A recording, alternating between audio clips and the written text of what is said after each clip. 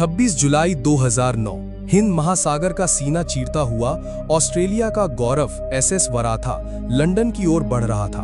इसे ऑस्ट्रेलिया का टाइटैनिक कहा जाता था और ये नाम सिर्फ इसके आकार की वजह से नहीं था, बल्कि उन सपनों की वजह से भी था जो ये अपने साथ लेकर चल रहा था। 142 मीटर लंबा ये विशाल जहाज, जिसमें 211 यात्री और 2 क्रू मेंबर यानी कुल 213 जाने सवार थीं, अपनी मंजिल की ओर बढ़ रहा था। शाम के करीब 8:15 हुए थे जब जहाज डरबन बंदरगाह से केप टाउन के लिए निकला। यात्रियों के चेहरे पर खुशी और उत्साह था। कोई अपने परिवार से मिलने जा रहा था तो कोई एक नई जिंदगी शुरू करने। 28 जुलाई की सुबह 9:30 पर जहाज ने बंदरगाह छोड़ दिया। सुबह 11 बजे के करीब रास्ते में क्लैन मैकिंटायर नाम के एक दूसरे जहाज से इसकी मुलाकात हुई। दोनों जहाजों ने एक दूसरे को सलाम किया और अपनी अपनी राह पर बढ़ गए। ये वराता की आखिरी झलक थी जो किसी ने देखी थी। जहाज दक्षिण अफ्रीका के खतरनाक वाइल्ड कोस्ट से गुजर रहा था, जहां हिंद महासागर का गुस्सा अक्सर देखने को मिलता है। 29 जुलाई आते आते मौसम एक भयानक चक्रवात में तब्दील हो चुका था। नीला आसमान कुछ ही मिनटों में स्याह और डरावना हो गया। लहरें अब लहरें नहीं रहीं, वे पानी के पहाड़ बन चुकी थीं जो जहाज पर टूट रही थीं। जहाज के कैप्टन, जिन्होंने अपनी 13 साल की समुद्री जिंदगी में हजारों तूफान देखे थे, कांपते हुए हाथों से रेडियो की तरफ बढ़े। उनकी आवाज में डर साफ सुनाई दे रहा था। मैंने आज तक ऐसा भयानक मौसम नहीं देखा। अगर मदद नहीं मिली तो हम सब मारे जाएंगे। उनकी ये आखिरी गुहार थी।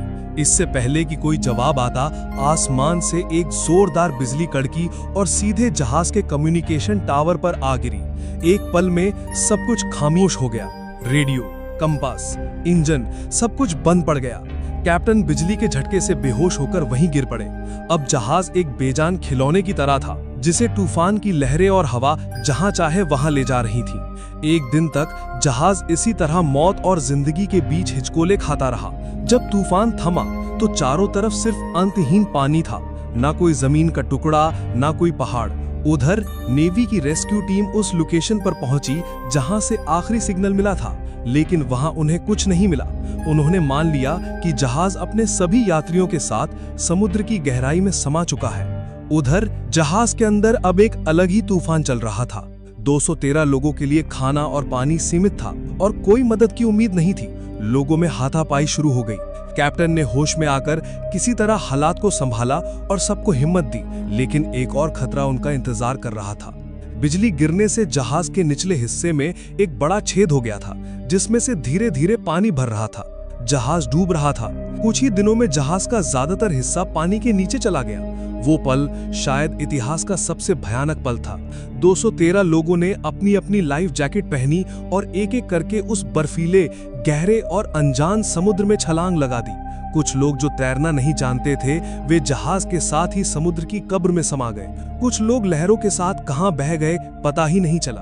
बाकी बचे हुए लोग एक दूसरे का हाथ पकड़कर एक साथ रहने की कोशिश कर रहे थे। लगातार 3 दिन और 3 रातें वे उस ठंडे पानी में जिंदा रहने के लिए लड़ रहे थे। भूख, प्यास और थकावट से उनकी हिम्मत जवाब दे रही थी। लेकिन तभी समुद्र की लहरों ने उन्हें एक अनजान द्वीप के किनारे फेंक दिया। जब उनकी आंखें खुली तो वे एक पथरीले साहिल पर पड़े थे, थके हुए, टूटे हुए और पूरी तरह से निराश। उन्होंने एक दूसरे को गिना। जहाज पर सवार 213 लोगों में से सिर्फ 170 ही जिंदा बच पाए थे। जब उन्होंने चारों तरफ देखा तो दूर दूर तक सिर्फ घना जंगल और उफनता हुआ समुद्र था। वे समझ गए थे कि वे एक ऐसी जगह फंस चुके हैं जहां से निकलना नामुमकिन है। ये द्वीप था द फॉरगॉटन आइलैंड। ये जगह इंसानी दुनिया से कोसों दूर थी। तूफान में घायल हुए जहाज के कैप्टन ने सबको इकट्ठा करने की कोशिश की, लेकिन उनकी हालत बहुत खराब थी। तभी भीड़ से एक मजबूत आवाज आई, एक पूर्व सेना अधिकारी। उसने कहा, अब हमें भावनाओं से नहीं, दिमाग से काम लेना होगा। द्वीप पर सबसे बड़ी समस्या पानी की थी। कोई नदी या झरना नहीं था। 2 दिन के अंदर ही प्यास के कारण दल के सबसे बुजुर्ग सदस्य ने तड़प तड़प कर दम तोड़ दिया। ये मौत एक चेतावनी थी। लोगों ने पेड़ के पत्तों से ओस इकट्ठा करने और बारिश का पानी जमा करने के लिए गड्ढे खोदने शुरू कर दिए। जंगली जानवरों और सर्द रातों से बचने के लिए एक ठिकाने की जरूरत थी। एक टीम ने पहाड़ में गुफा खोज निकाली, लेकिन कुछ लोग तो मानने को तैयार नहीं थे। उन्होंने समुद्र के किनारे ही पेड़ की डालियों से अपना अलग ठिकाना बना लिया। अंधेरी और ठंडी रातों में आग के बिना जीना एक भयानक सपने जैसा था। जहाज का एक इंजीनियर जिसके पास अपना चश्मा बचा हुआ था, उसने कई दिनों की मेहनत के बाद चश्मे के लेंस से सूरज की रोशनी को इकट्ठा करके आग जलाने में सफलता प्राप्त की। वह आग सिर्फ गर्मी नहीं थी, वह उनके लिए उम्मीद की एक जलती हुई मशाल थी। भूख मिटाने के लिए कुछ लोग जंगल में गए। वहां उन्हें काले रंग का फल दिखा जो पेड़ों पर अनगिनत लगे हुए थे। भूख से बेहाल दो लोगों ने बिना सोचे समझे वह फल खा लिया और कुछ ही मिनटों में तड़प तड़प कर उनकी मौत हो गई। जब बाकी लोग और अंदर गए तो उन्होंने देखा कि जंगल जहरीले सांपों से भरा पड़ा है। वे डरकर वापस भागे, लेकिन भागते हुए दो लोगों को सांप ने डस लिया और उन्होंने भी वहीं दम तोड़ दिया। उस दिन के बाद किसी ने अकेले जंगल में जाने की हिम्मत नहीं की। जब जंगल ने उन्हें मौत दी तो उन्होंने समुद्र की ओर रुख किया। उन्होंने फटे कपड़ों और लताओं से जाल बनाया और मछली पकड़ने की कोशिश करने लगे। कई हफ्तों की नाकामी के बाद आखिरकार उन्हें सफलता मिली। अब उनके पास खाने के लिए प्रोटीन का एक जरिया था। दिन बीतते जा रहे थे, लेकिन बचाव की कोई उम्मीद नहीं दिख रही थी। लोगों का मानसिक संतुलन बिगड़ने लगा। एक जवान लड़का जिसने अपने पूरे परिवार को समुद्र में खो दिया था, ने एक दिन चुपके से पहाड़ की चोटी से कूदकर अपनी जान दे दी। अब दल में छोटी मोटी चोरियां और लड़ाइयां आम हो गई थी। कैप्टन और कुछ बुजुर्गों ने मिलकर कुछ सख्त नियम बनाए। तय हुआ कि जो नियम तोड़ेगा उसे सजा दी जाएगी। कुछ दिनों बाद एक व्यक्ति को खाना चुराते हुए रंगे हाथों पकड़ा गया। उसे सजा के तौर पर 3 दिन तक अकेले एक छोटी सी झोपड़ी में बंद रखा गया। ये उनकी अपनी न्याय व्यवस्था की शुरुआत थी। उन्होंने समझ लिया था कि यह लंबे समय तक रहना पड़ सकता है, इसलिए उन्होंने गुफा के आसपास एक स्थायी बस्ती बनाने का काम शुरू कर दिया। देखते ही देखते 1 साल बीत गया। उन्होंने पत्थर और लकड़ियों से धारदार हथियार बना लिए थे, जिनसे वे शिकार करते और पेड़ काटते थे। दल में एक बायोलॉजी का छात्र था। उसने अपनी जानकारी का इस्तेमाल करके कुछ ऐसी जड़ी बूटियों की खोज की जो घाव भरने और छोटी मोटी बीमारियों में काम आती थी। वे अब सिर्फ जिंदा नहीं थे, वे जीना सीख रहे थे। उन्होंने अपनी खेती भी शुरू कर दी थी। उन्होंने इतना खाना जमा कर लिया था कि वे कुछ महीने आराम से निकाल सकते थे, लेकिन शायद प्रकृति को उनकी ये खुशी मंजूर नहीं थी। एक रात एक भयानक तूफान आया। लगातार बारिश और चक्रवाती हवाओं ने उनकी बस्ती को तहस नहस कर दिया। उनके घर टूट गए और जमा किया हुआ सारा खाना बह गया। वे एक ही रात में फिर से वहीं पहुंच गए थे जहां से उन्होंने शुरुआत की थी। ये एक बहुत बड़ा झटका था, लेकिन अब वे टूटने वाले नहीं थे। उन्होंने एक दूसरे का हाथ थामा और फिर से सब कुछ नए सिरे से बनाने में जुट गई। ये तूफान उन्हें ये सिखा गया था कि प्रकृति से लड़कर नहीं, उसके साथ मिलकर ही जिया जा सकता है। 2 साल गुजर चुके थे। दल के कुछ साहसी लोगों ने एक मुश्किल फैसला लिया। उन्होंने कहा कि यहाँ फंसी महिलाएं अगर चाहें तो अपनी पसंद का जीवन साथी चुन सकती हैं, क्योंकि अगर ये द्वीप इसी तरह चलता रहा तो एक दिन ये फिर से वीरान हो जाएगा। कुछ लोगों ने इसका विरोध किया, लेकिन ज्यादातर लोग इस बात पर सहमत थे कि भविष्य बनाने के लिए ये जरूरी है। और फिर 3 साल पूरे होने पर उस वीरान द्वीप में एक बच्चे की किलकारी गूंजी। एक दंपत्ति के यहाँ एक बच्चे का जन्म हुआ। उन मुश्किल हालातों में एक नई जिंदगी का आना सबके लिए आशा की एक किरण लेकर आया। वो बच्चा सिर्फ एक बच्चा नहीं था, वो इस बात का सबूत था कि इंसानियत हर हाल में जीत सकती है। अब उनका संघर्ष सिर्फ अपने लिए नहीं था, बल्कि आने वाली पीढ़ी के लिए भी था। धीरे धीरे कुछ और बच्चों का जन्म हुआ और वह द्वीप फिर से जिंदा होने लगा। जो बच्चे द्वीप पर पैदा हुए थे, उनके लिए यही जंगल और समुद्र ही पूरी दुनिया थी। लेकिन सब कुछ ठीक चल रहा था कि 4 साल पूरे होने पर द्वीप पर एक नई और अनजान बीमारी फैल गई। एक अजीब तरह का बुखार था जिसका कोई इलाज उनके पास नहीं था।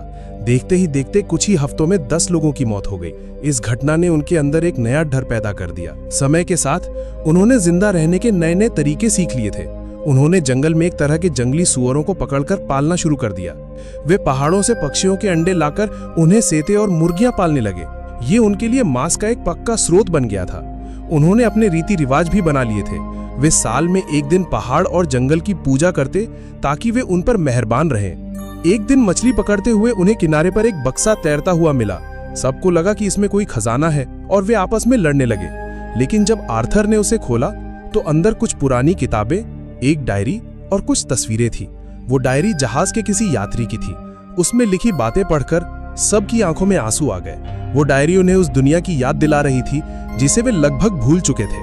वे उन्हें याद दिला रही थी कि वे सिर्फ जंगली नहीं, बल्कि इंसान हैं जिनका एक अतीत था, एक घर था, एक परिवार था।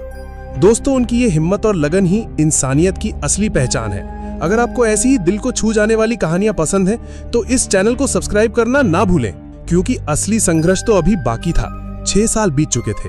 एक दिन कुछ लोग जंगल में शहद तोड़ने के लिए एक ऊंचे पेड़ पर चढ़े। तभी एक आदमी की नजर नीचे पड़ी, जहां पत्तियों के ढेर में कुछ चमक रहा था। जब वे नीचे उतरकर गए तो उनके होश उड़ गए। वहां एक छोटा प्लेन क्रैश हुआ पड़ा था जो पूरी तरह से टूट चुका था और उसके पास 2 कंकाल पड़े थे। प्लेन के अंदर जब उन्होंने तलाशी ली तो उन्हें एक नक्शा मिला। वो नक्शा इसी द्वीप का था और उसमें द्वीप से बाहर निकलने का एक समुद्री रास्ता दिखाया गया था। उस रात सब लोग आग के चारों ओर इकट्ठा हुए। आर्थर ने कहा, अब यहाँ बैठकर किसी का इंतजार करने से कुछ नहीं होगा, हमें यहाँ से निकलना होगा। उनके पास अब 160 लोग बचे थे। उन्होंने सूखी लकड़ियों और लताओं से बेड़ा बनाने का फैसला किया। ये एक नामुमकिन सा काम था, लेकिन उनके पास कोई और चारा नहीं था।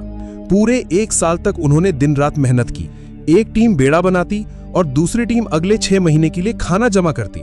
उन्होंने कुल 18 बेड़े बनाए। हर बेड़े पर 10 लोग बैठ सकते थे। 18 अक्टूबर 2016, 7 साल बाद वो सुबह आ ही गई। उन्होंने द्वीप पर आखिरी बार पूजा की, उस जमीन को धन्यवाद दिया जिसने उन्हें 7 साल तक जिंदा रखा, और अपने बेड़ों पर सवार हो गए। शुरू के 3 दिन बेहद डरावने थे।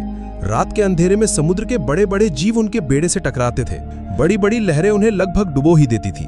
10 दिन बीत गए, लेकिन नक्शे के मुताबिक उन्हें कोई जमीन नहीं मिली। वे रास्ता भटक गए थे।